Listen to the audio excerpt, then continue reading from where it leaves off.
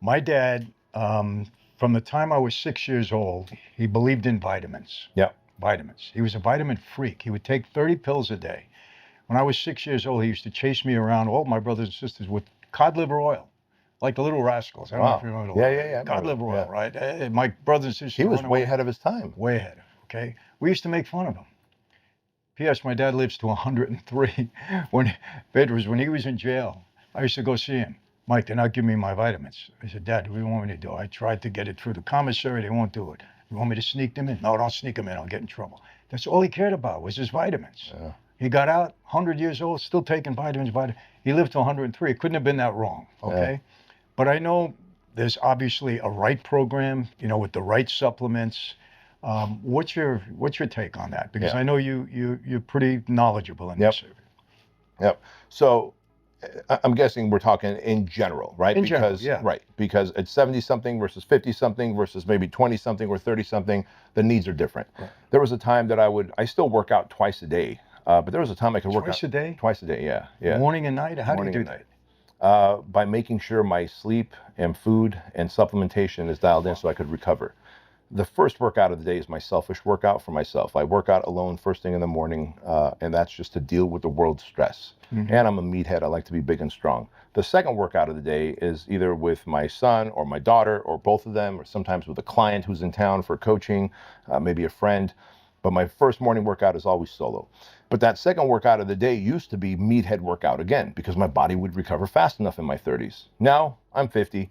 And my second workout of the day is more of high speed, low weight stuff. Sometimes it's just jujitsu for 90 minutes with my son or with Mike Velez, the black belt who I train with. But I found that in general, if you can lift weights 5 days a week, if you could run or get your heart rate up for at least 30 minutes, 3 days a week, and you could eat high protein, 1 gram of protein per pound of body weight, limit your processed foods. And people go, what is processed foods? If it comes in a container that you have to peel open, pull open, pop open, it's processed. If your grandma can't recognize the ingredient list, it's probably processed, right? And then keep your carbs and fat to a minimum. Simple as that. Because they've now shown that sugar promotes type 3 diabetes, which there was never a type 3 diabetes until recent years. And type 3 diabetes is dementia. My mom died last September of Alzheimer's.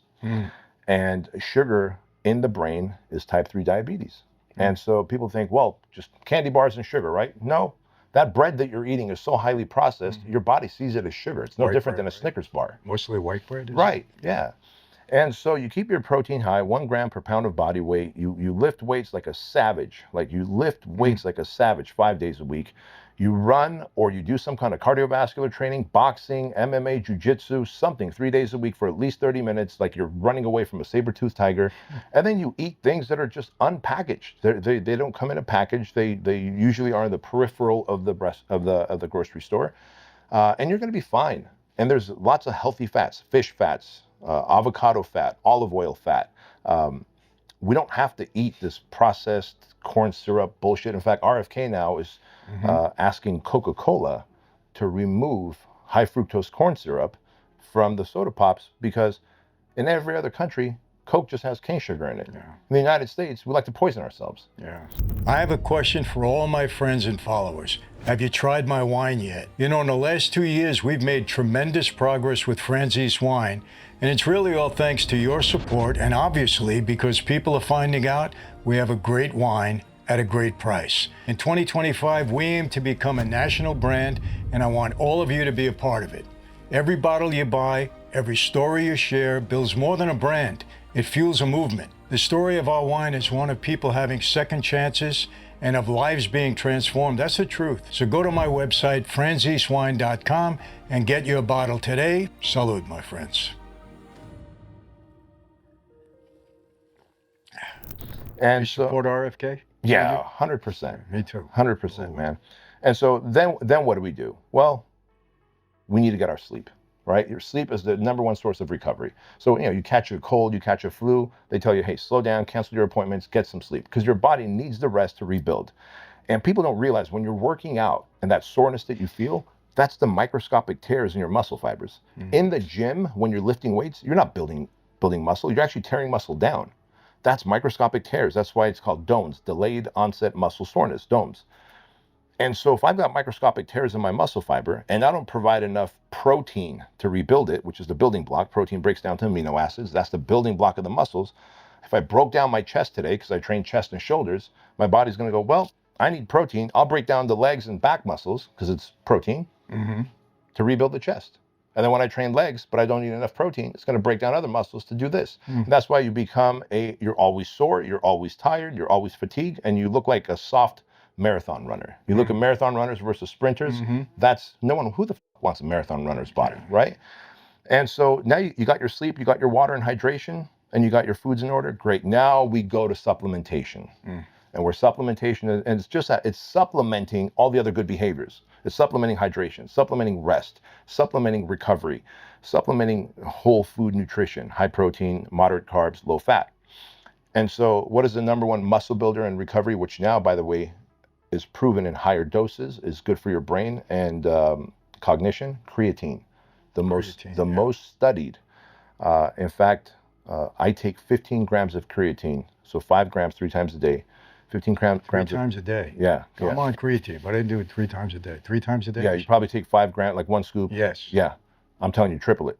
Really? Do the research, triple it, and spread it out. Within 2 weeks, you'll see the cognitive benefits of it.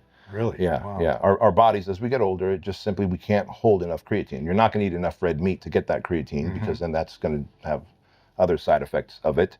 And so creatine, then you got your fish oils, right? You got your fish oils. You got your vitamin, you got to get sun. Sun is your best way. Like, take your shirt off, go out in the sun. But if you're not doing that, get your vitamin D3 with K2, because K2 helps the D get into your system. If you're just taking vitamin D3, but there is no K2 attached to it, yeah, it's not working. It's not delivering the desired outcome. Great marketing. Hey, vitamin D, it's cheaper. Just spend another $1 more. I mean, these go to Starbucks and pay $8 for a Frappuccino, yet they won't. It's poison. Yeah. On Amazon, they're shopping D3 versus D3 with K2 that cost $1.50 more. How about you just stop that once a week and do this instead? And so you got your creatine. You can supplement with high quality egg protein, egg white protein, or whey protein. And then you've got your, vitamin C, vitamin D. We talked about creatine. And, do you need the other stuff? I don't know. It wouldn't hurt. If you're financially in a place that you can take all the other stuff that are not as studied but have a marginal benefit, hey, if you got the financial means to do it, do it. I take a shit ton of stuff like your dad does because I want longevity. I make good money. I earned my way to this position in life. Because people go, must be nice to afford all those supplements. Oh, it is nice because I've earned it. You worked. Yeah, I've bled for it. But that's the extent of it, man. But if someone said, like, what are the core supplements I need to take? Creatine, fish oil, vitamin D with K2, and you might need a supplement with some kind of whey protein if you can't get 1 gram per pound of body weight. Those 4 supplements on top of a great workout, sleep, getting sun, hydration, and then managing your stress. The thoughts that occupy your mind, that increases cortisol so high that now your heart's getting clogged up with plaque, your body's not recovering in time. Like, manage, social media fucks us up so much. People go, how else do I build muscle? Avoid social media. Wait, how does that help me build muscle? Well, you complain you don't have time to work out and meal prep, but the average American is on social media 3.5 hours a day. Yeah. In 3.5 hours, I can get 2 awesome workouts and meal prep. And that's how you get lean and jacked, and you don't have to take in stupid information that it's all lies anyway, and propaganda.